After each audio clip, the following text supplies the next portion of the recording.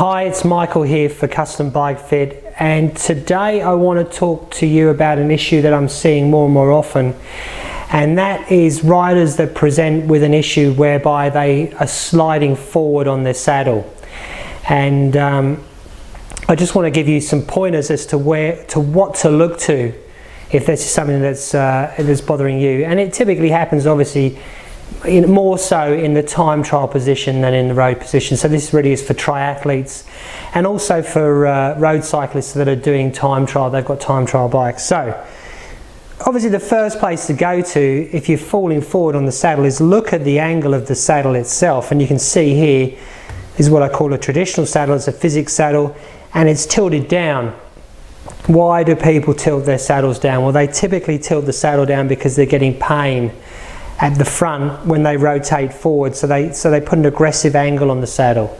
So first thing to do is just change the angle of the saddle and make sure that the saddle is flat. And if you are doing UCI time trials, the saddle should be flat. I mean, it's a regulation that the saddle is flat. So if you're still having problems after the saddle has been leveled, in that you're still falling forward or you're getting pain, the next thing to do is to change the saddle.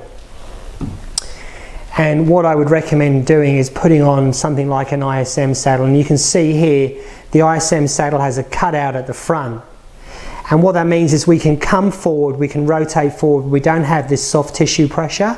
So very, very popular with triathletes already.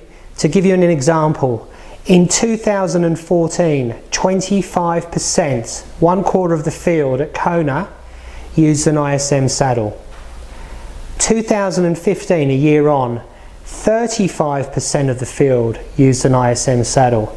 They've topped the saddle count at Kona for the last, I don't know, 3-4 years, and I would expect them to top again this year, 2016, and I would imagine it will be a greater percentage of the field, even though we're seeing more and more time trial specific saddles on the market. So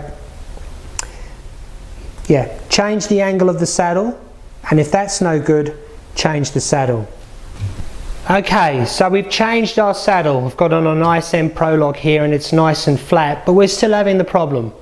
We're sliding forward in the saddle. So the next place I look to is the front of the bike, and you'll see here that the type of extension I have here is called an S-bend extension. Now, I know when I first bought a time trial bike many years ago, and I was asking about, from an aerodynamics point of view, what's the best type of extension to put on. My triathlon coach at the time said, go with a straight extension, they're the most aerodynamic. Now, they may be the most aerodynamic when the bike hasn't got a rider on it, but it's the rider's position that accounts for the majority of the aerodynamic drag. So here's number one.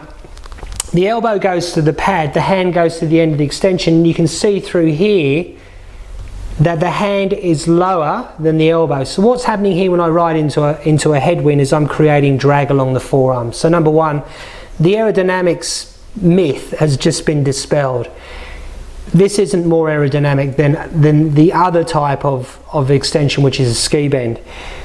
What also is occurring here is that my bum's up here, my head's down here, everything's going in this direction and there's nothing to catch me.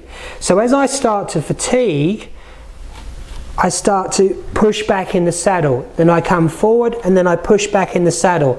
And this is particularly prevalent if you don't have a really strong core. And if you're doing a half Ironman or an Ironman, I don't really care how strong your core is, you're going to have some difficulty holding yourself up. So people start pulling back on the bars, the elbow comes off the pad, that causes another set of problems in itself.